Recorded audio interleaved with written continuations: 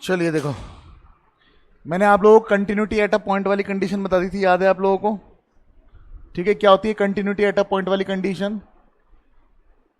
Limit x tends to c f x is equal to F c. अगर ऐसा हो गया तो फंक्शन जो होगा कंटिन्यूस होगा कहां पर? सी पर। वैसे एक्स टेंस टू सी को फर्दर ब्रेक कर सकते हैं। Limit x tends to c minus f x, ये बराबर होना चाहिए किसके? Limit x tends to c plus f x, और ये पूरा बराबर होना चाहिए किसके? एफ सी के। आपको समझ में आ रहा होगा, मैंने एक्स टेंस टू सी को ब्रेक किया है दो पार्ट में। समझ में आ गई बात? इसी तरह अगर इंटरवल की बात करेंगे, कंटिन्यूटी इन एन इंटरवल, सो मान के चलते हैं कि एक फंक्शन है जो डिफाइंड है, कहां पे डिफाइंड है? Close interval a comma b पे डिफाइंड है। F is defined in close interval a comma b पे, और मुझे continuity in an interval check करना है। तो क्या चीज होनी चाहिए? सबसे पहले तो ए पे जो वैल्यू है और ए प्लस पे जो वैल्यू है वो बराबर होनी चाहिए। ए प्लस क्यों बोल रहा हूं? क्योंकि ए से पहले एग्जिस्ट नहीं कर रहा फंक्शन, ए के बाद ही एग्जिस्ट कर रहा है। तो limit x tends to a plus f x, ये बराबर होना चाहिए एफ ए के। दूसरी बात, limit x tends to b minus f x, ये बराबर होना चाहिए एफ बी के। और इसके बीच में जितने भी पॉइंट हैं उन सबके लिए होना चाहिए limit x tends to c f x is equal to F c, यानी कंटिन्यूटी एट अ पॉइंट वाली कंडीशन। ठीक है, ये हम ऑलरेडी डिस्कस कर चुके हैं। इसके अलावा हम डिस्कस कर चुके हैं एलजेब्रा ऑफ कंटिन्यूअस फंक्शन। समझ आ गई बात? चलो क्वेश्चन उठाते हैं। देखो जी, एनसीईआरटी में एक एक्सरसाइज है, एक्सरसाइज 5.1। आप ओपी मल्होत्रा ला रखे हो? ओपी मल्होत्रा लाया करो, डेली लाया करो, ठीक है। चलो देखो, जैसे क्वेश्चन नंबर 1 है, हमें एक फंक्शन दे रखा है f x is equal to 5x minus 3। आपको बोला इसकी कंटिन्यूटी चेक करो at x is equal to 0, x is equal to minus 3 और x इज इक्वल टू 5। तीन अलग अलग पॉइंट पे कंटिन्यूटी चेक करने के लिए बोला गया है। ठीक है, मैं सिर्फ आपको एक पॉइंट पे चेक करना बताऊंगा, बाकी दो पॉइंट पे आप लोग खुद कर सकते हो। समझ में आ गई बात? ठीक है, तो देखो सॉल्यूशन मैं चेक कर रहा हूं at x is equal to 0, at x is equal to 0। तो मैं कह रहा हूं f will be continuous at x is equal to c if limit x tends to c f x is equal to F c. यही तो होगा, हाँ या ना? दैट इज, अगर मुझे 0 पे चेक करना है तो सी की जगह क्या आ जाएगा? 0। तो limit x tends to 0 f x, ये बराबर होना चाहिए एफ 0 के। सही बात है कि नहीं है? This implies that limit x tends to 0, function की वैल्यू क्या दे रखी है? 5x minus 3। और f0 का क्या मतलब है? f0 का मतलब है फंक्शन में जाओ, चले गए, और x की जगह पे क्या रख दो? 0। तो x की जगह 0 रखोगे तो यहां पे अपने आप ही क्या आ जाएगा? 0। तो यानी क्या बचेगा इधर? -3। अच्छा, मैंने आपको हर बार बताया है कि अगर पॉलिनोमियल है मान लो, तो आप लिमिट की वैल्यू डायरेक्ट पुट करके देखोगे पहले। नॉट डिफाइंड तो नहीं दे रहा, 0/0 तो नहीं दे रहा, मतलब नॉट डिफाइंड नहीं, इनडिटरमिनेट फॉर्म। अगर मैं यहां 0 पुट कर रहा हूं, 0/0 तो नहीं दे रहा ना? नहीं दे रहा तो पुट कर दो, कितना आएगा बताओ? -3 इज इक्वल टू -3। ये सही बात है गलत बात है? सही बात है, विच इज ट्रू। ये बात तो सही आ रही है। देयरफॉर एफ इज कंटिन्यूअस कहां पे? At x is equal to 0। तो मैंने 0 पे कंटिन्यूटी चेक कर ली है। समझ में आ गई बात? ठीक है, अब आगे बढ़ते हैं। देखो जी, जैसे कि मान लो क्वेश्चन नंबर 3 की बात करता हूं। आपको एक फंक्शन दे रखा है, बी पार्ट करा रहा हूं मैं, f x is equal to 1/x minus 5 और x is not equal to 5। ठीक है ना? हमें इसकी कंटिन्यूटी चेक करनी है, और ये नहीं बता रखा किस पॉइंट पे चेक करनी है। अगर ये नहीं बता रखा किस पॉइंट पे चेक करनी है तो सभी रियल नंबर्स पे चेक करनी है। कौन से रियल नंबर पे चेक नहीं करनी, इन्होंने खुद दे दिया। इन्होंने कहा 5 पे मत चेक करना, बाकी सब जगह चेक करो, क्योंकि 5 पे तो वैसे भी अगर यहाँ 5 आ गया ना तो ये नॉट डिफाइंड आ जाएगा, इनडिटरमिनेट फॉर्म भी नहीं आएगा। क्या आएगा? Not defined. तो इन्होंने खुद बना कर दिया 5 पे मत चेक करना। इन्होंने बोला कंटिन्यूटी चेक करो, इतना बोला है बस। कोई पॉइंट नहीं बता रखा है, जैसे पिछले क्वेश्चन में बताया था 0 पे चेक करो, -3 पे चेक करो, 5 पे चेक करो। मैंने 0 पे चेक करके बता दिया था, मैंने कहा था -3 और 5 पे तो आप लोग खुद ही करोगे। यहां पे कोई पॉइंट नहीं बताया, अगर कोई पॉइंट नहीं बताया तो आप सभी रियल नंबर पे चेक करोगे एक्सेप्ट x = 5 पे। अभी सभी रियल नंबर पे चेक करना तो बहुत मुश्किल काम है, तो हम लोग क्या करेंगे, एक जनरलाइज वैल्यू ले लेंगे, हम c पे चेक कर लेंगे और बता देंगे जो c है वो रियल नंबर है 5 को छोड़ के। समझ में आ गई बात? तो हम बोलेंगे let us check continuity of f at x = c that belongs to real number except 5। बताओ जी, बात समझ में आ गई? कंटिन्यूटी कहां पे चेक कर रहा हूं मैं? c पे। क्योंकि c पे क्यों कर रहा हूं? क्योंकि उन्होंने बताया नहीं किस पॉइंट में चेक करना है, तो मैं c पे चेक कर रहा हूं। और c किसको रिप्रेजेंट कर रहा है? सारे रियल नंबर को, ठीक है, एक्सेप्ट 5। तो मैं बोलूंगा f विल बी कंटिन्यूअस। मैं बोल रहा हूं f कंटिन्यूअस तब होगा at x = c if limit x tends to c fx = fc। यही तो कंडीशन होती है, बताओ कंटिन्यूटी की, हाँ या ना?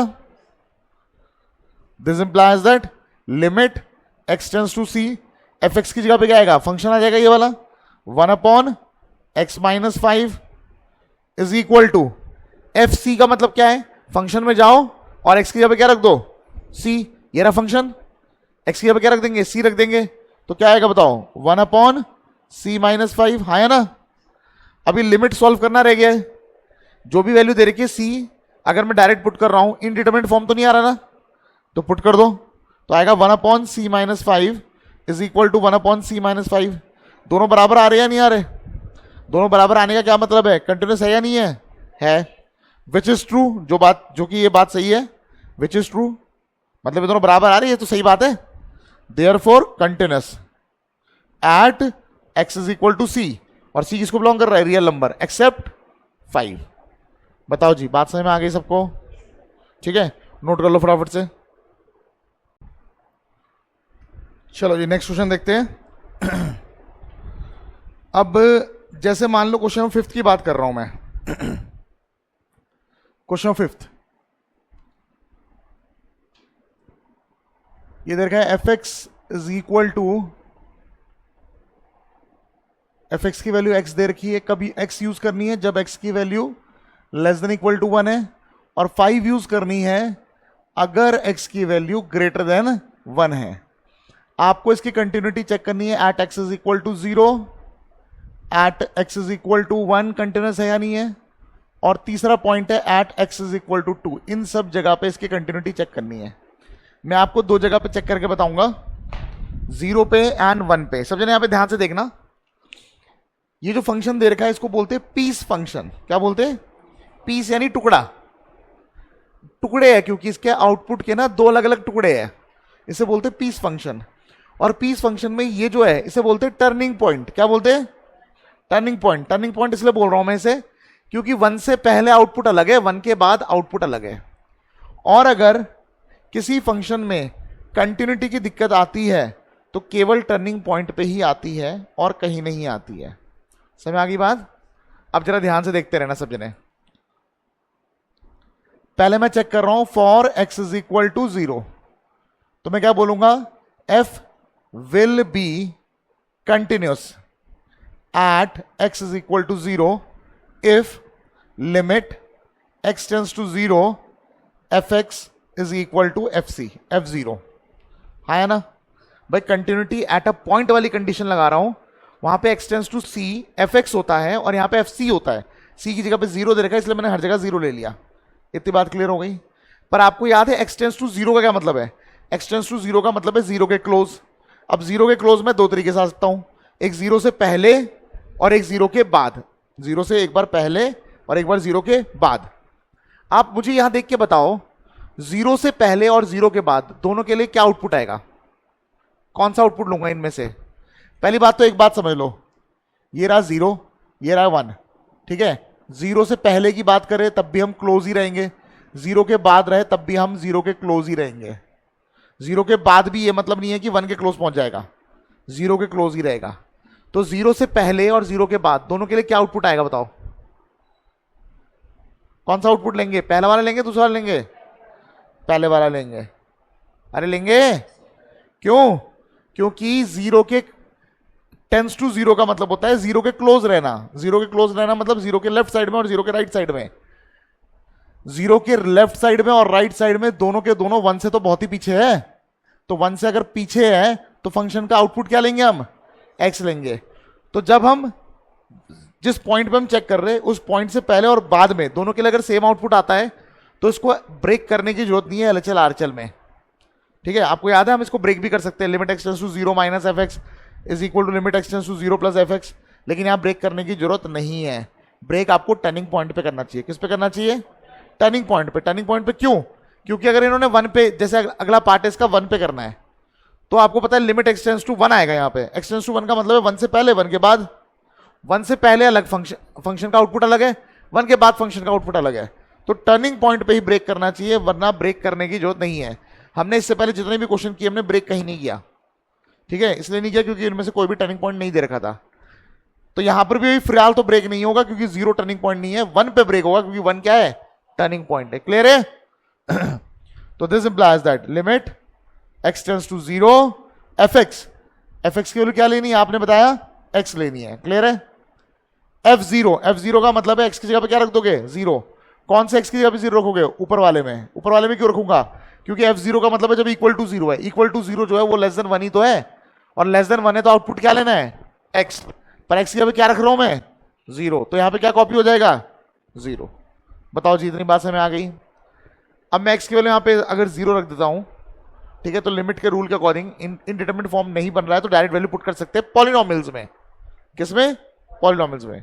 तो मैं यहां जीरो रख रहा हूं, तो जीरो इज इक्वल टू क्या आ गया, जीरो, जो कि सही बात है, विच इज ट्रू। हाँ है ना। Therefore f is continuous at x is equal to zero. तो मैंने जीरो पे चेक करना बता दिया, अब मैं वन पे चेक करना बता रहा हूं। For x is equal to one, तो मैं क्या बोलूंगा, f will be continuous at x is equal to one if limit x tends to one f x is equal to f one. हाँ या ना भाई, सी की जगह सब जगह क्या आ जाएगा, वन आ जाएगा। अब यहां पे चेक करो, tends to one, tends to one का मतलब वन के क्लोज। वन के क्लोज कैसे आ सकते हैं, लेफ्ट साइड से, राइट साइड से।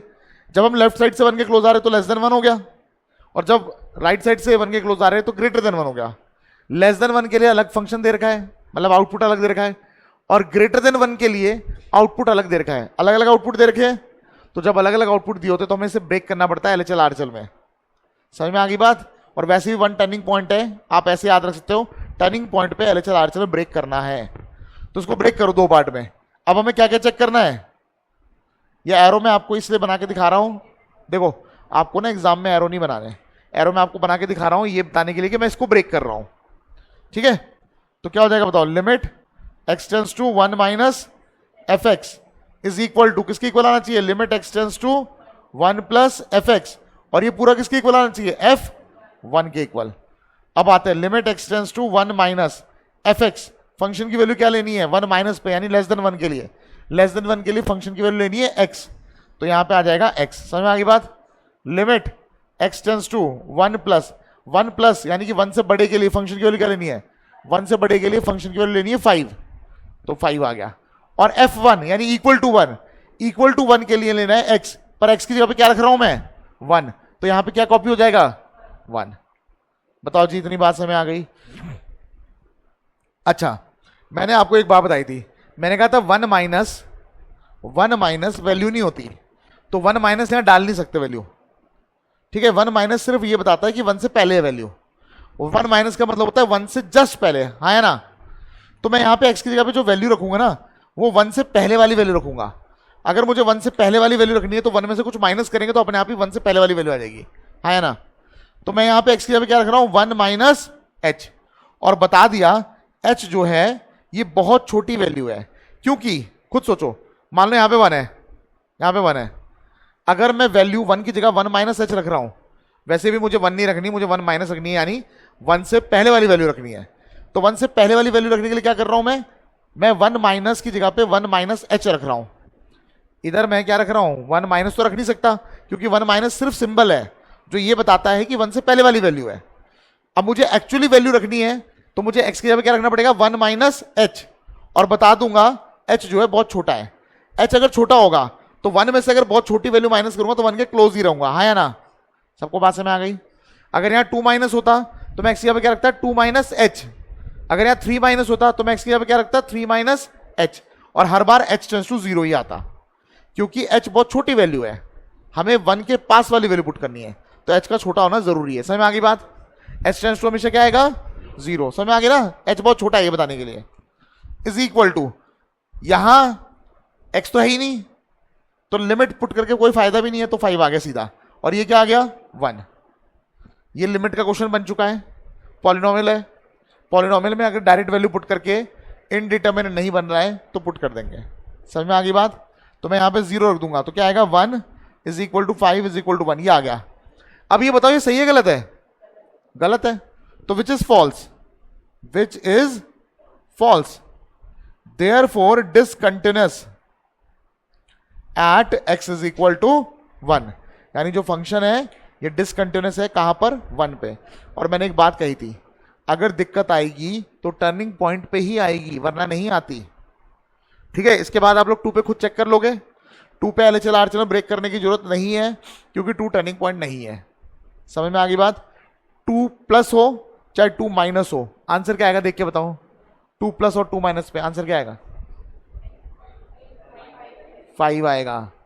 ठीक है ना, क्योंकि ये तो लेस देन 1 के लिए, हम तो 2 माइनस और 2 प्लस बोल रहे हैं। 2 माइनस भी 1 से ज्यादा ही है और 2 प्लस भी 1 से ज्यादा ही है। कर लोगे थर्ड पार्ट इसका? ठीक है, करो जल्दी से करो।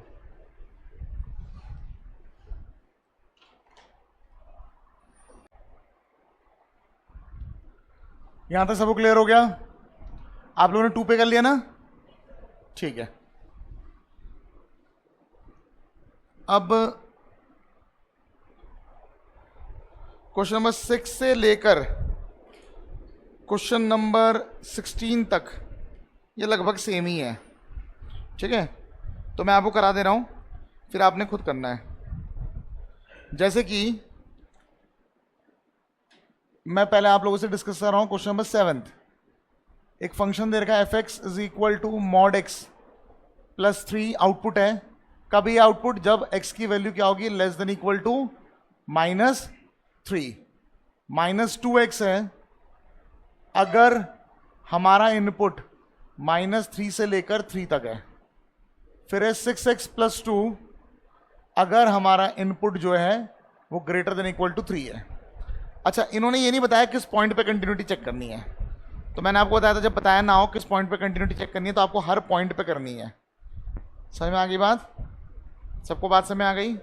अच्छा, अगर दिक्कत आई तो कहाँ पे आएगी, टर्निंग पॉइंट में आएगी, ये भी मैंने आपको बताया था। सही बात है।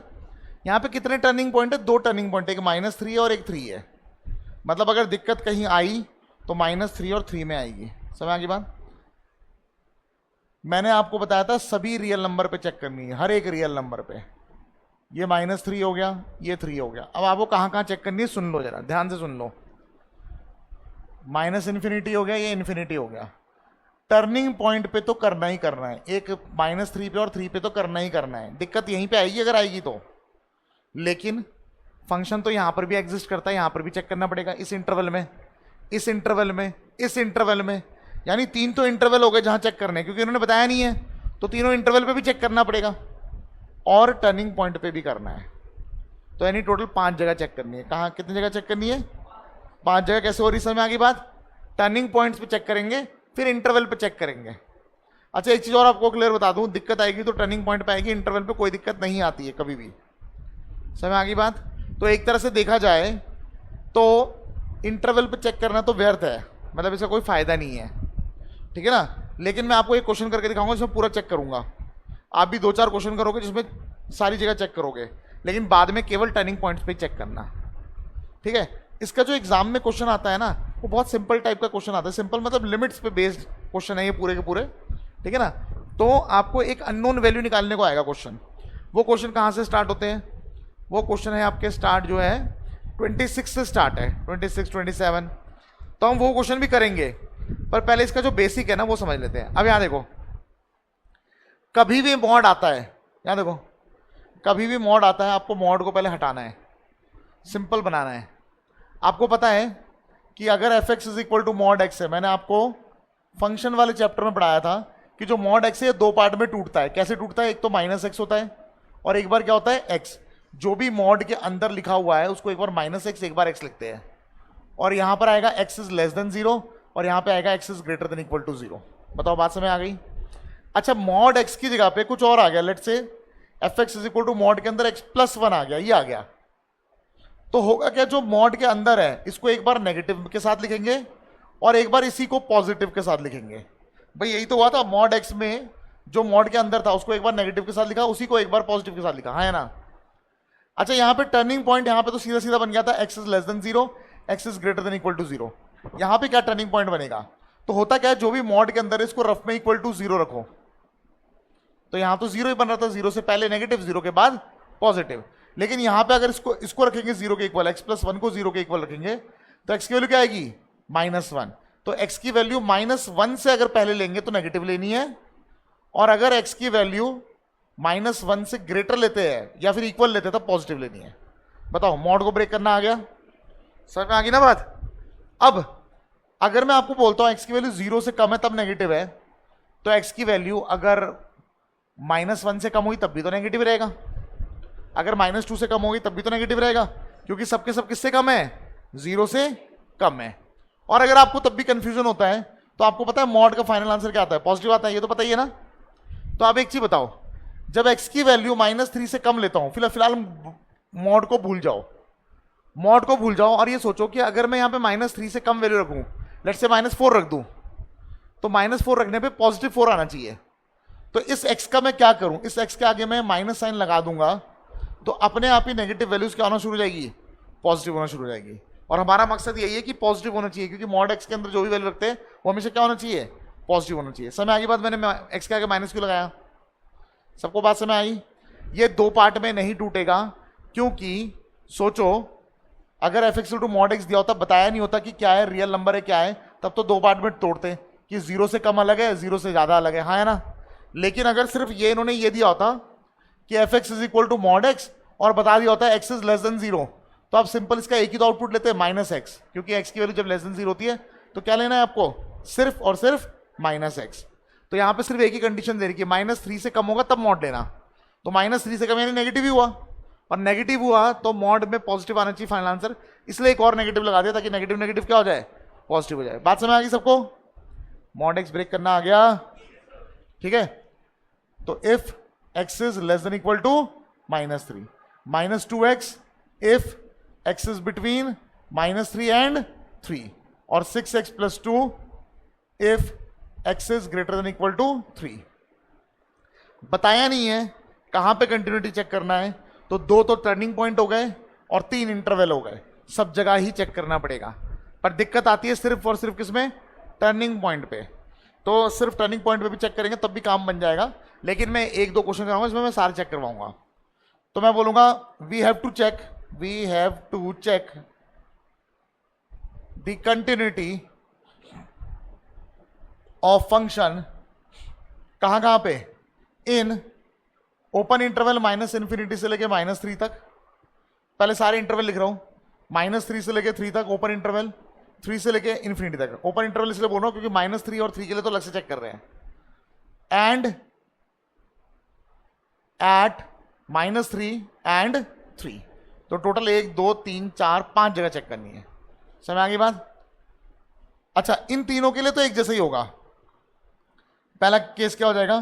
फॉर माइनस इन्फिनिटी से माइनस थ्री तक, पहला केस मैंने बोला लेट, अब बताते नहीं रखा कि इसमें कहां चेक करना है, इसमें भी तो इंटरवल तो बहुत बड़ा है ना, तो मैंने बोला let us check continuity of f at x is equal to c which belongs to open interval minus infinity से माइनस थ्री तक। बात समझ आ गई? Therefore f will be continuous at x is equal to c if limit x tends to c fx is equal to fc. This implies that limit x tends to c. अब इस बार मुझे c पता है कहां पर है, c जो है माइनस इन्फिनिटी से माइनस थ्री के बीच में है, यानी -3 से कम कम है। -3 से अगर कम हुआ तो कौन सी वैल्यू लेनी है? ये वाली वैल्यू लेनी है, इसको भूल जाओ, ये वाली वैल्यू लेनी है, हाँ है ना। तो इस x की जगह पे क्या आएगा? -x + 3 is equal to F C, equal to C. जो सी है ना वो इसके बीच में ही तो है, तो अभी भी क्या लेना है? यही लेना है। क्लियर हो गई बात? तो यहाँ पे x की जगह पे क्या रख दूंगा? c रख दूंगा, तो -c + 3। बताओ जी, बात समझ आ गई? अब मैंने बताया था पॉलिनोमियल में डायरेक्ट वैल्यू पुट करके हम लोग चेक करेंगे कि कोई प्रॉब्लम है या नहीं है। तो अगर मैं यहाँ पे c रख दूंगा तो इनडिटरमिनेट फॉर्म तो नहीं बन रहा, तो रख सकते हो। तो जब मैं यहाँ रख दूंगा तो क्या आएगा बताओ? -c + 3, और इधर भी क्या आ गया? -c+, तो दोनों बराबर आ गए, विच is true. Therefore f is continuous. कहां पे? एट x = c, जो बिलोंग कर रहा है किसको? -∞ से लेके -3 तक। क्लियर हो गई बात? ऐसे इसके लिए भी चेक करेंगे और ऐसे इसके लिए भी चेक करेंगे। तो चेक कर लेते हैं जरा, ठीक है। फॉर क्या हो जाएगा? -3 से लेके 3 तक। Let us check continuity of f at x = c which belongs to open interval -3 से लेके 3 तक। फिर मैं बता रहा हूं f will be continuous in या at c at x = c if limit x tends to c fx = fc। सबको बात समझ आ गई? मैं c पे चेक कर रहा हूं, c क्या है? पॉइंट है। कौन से पॉइंट है? इसके बीच में सारे पॉइंट्स को रिप्रेजेंट कर रहा है। क्लियर हो गई बात? तो जाएगा limit x tends to c, कौन सा फंक्शन लेना है? -3 से 3 के बीच वाला। -3 से 3 के बीच वाला क्या है? -2x, हाँ है ना। अच्छा, c के बीच में है तो fc में भी यही फंक्शन लेंगे। इस बार x की जगह पे क्या रख देंगे? c, तो आएगा -2c। अगर मैं यहां पर वैल्यू रख दूं कोई दिक्कत तो नहीं आएगी, तो -2c = -2c आएगी, विच is true. Therefore f will be continuous in open interval -3 से लेके 3 तक। ऐसे ही थर्ड इंटरवल में भी चेक करना है। कर लोगे थर्ड इंटरवल में चेक? फिर -3 और 3 पे चेक करना है। तो -3 और 3 पे चेक करना बता रहा हूं, -3 पे करना बता रहा हूं, 3 पे आप लोग खुद करना, ठीक है। तो यहां कर देता हूं मैं, यहां पे, ठीक है जी, यहां पे कर रहा हूं, देख लो सभी ने। एट x = -3, तो मैं क्या बोलूंगा? f will be continuous at x = -3 if limit x tends to -3 - fx। मैं इसको ब्रेक कर रहा हूं, -3 माइनस में, -3 प्लस में। कारण जो -3 है वो टर्निंग पॉइंट है, तो जब भी टर्निंग पॉइंट होता है, मैंने बताया था LHL RHL ब्रेक करना है, याद है? तो उसको ब्रेक कर रहा हूं मैं। Limit x tends to -3 minus limit x tends to -3 plus fx, और इज इक्वल टू क्या? f -3। fc यानी यहां पे c क्या है? -3 है, ठीक है जी। तो जाएगा limit x tends to -3 minus यानी -3 से पहले, -3 से पहले कौन सा फंक्शन लेना है? ये वाला लेना है। तो क्या आएगा बताओ? -x + 3, -3 प्लस यानी -3 के बाद, -3 के बाद वाला ये वाला फंक्शन लेना है। तो जाएगा limit x tends to -3 plus और -2x is equal to f -3 यानी इक्वल टू 3 पे। -3 पे तो यही है ना, तो यहां रख दूंगा -3, माइनस क्या हो जाएगा? +3, तो 3 + 3 हो जाएगा। क्लियर है ना? क्लियर है? अब आपको एक बात पता है, आपको ये बात मैंने बता रखी है कि आप लोग यहां पे डायरेक्ट वैल्यू नहीं लिख सकते, क्योंकि ये कोई वैल्यू नहीं है, ये सिर्फ एक सिंबल है जो ये बताता है कि हमें -3 से पहले वाली वैल्यू रखनी है। अगर -3 से पहले जाना है तो क्या करना पड़ेगा? -3 - h रखना पड़ेगा। -3 से पहले जाना है, पहले जाने के लिए माइनस ही करना पड़ता है हमेशा। समझ में आ गई बात? तो जाएगा लिमिट h टेंड्स टू 0 और x की जगह पे क्या आएगा? माइनस तो पहले से ही है, और x की जगह पे आ जाएगा -3 - h + 3। मुझे बताओ ये स्टेप समझ में आया सबको? Is equal to limit h tends to 0 -3 plus, तो -2 और x की जगह पे आ जाएगा -3 + h और इज इक्वल टू क्या आ गया 6। मुझे बताओ समय आया। अब h की वैल्यू अगर मैं डायरेक्ट रख दूं पॉलिनोमियल में, कोई दिक्कत ना हो, इंडिटरमिनेट फॉर्म ना है तो रख दो। तो जब मैं यहाँ पे h की वैल्यू रख दूंगा तो -3 माइनस माइनस क्या हो जाएगा +3, 3 + 3 क्या हो जाएगा 6।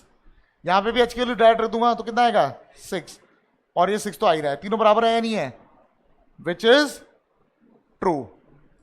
Therefore continuous at x is equal to -3। देखो मैंने इस पे करके बता दिया, इस पे करके बता दिया, इस पे और इस पे आप खुद करो। तो टोटल कितनी जगह चेक करना पड़ा मुझे 5। क्यों हुआ 5 जगह, क्यों हुआ, क्योंकि 2 तो हो गए टर्निंग पॉइंट, और 2 टर्निंग पॉइंट के कारण 3 इंटरवल बन रहे हैं, तो इसलिए टोटल 5 जगह चेक करना पड़ा। लेकिन फिर से बता रहा हूं मैं कि आप लोगों को इंटरवल पे, सभी इंटरवल पे चेक करने की जरूरत नहीं है, ठीक है ना। आप सिर्फ टर्निंग पॉइंट पे करोगे काम हो जाएगा। समझ आ गई बात, चलो करो।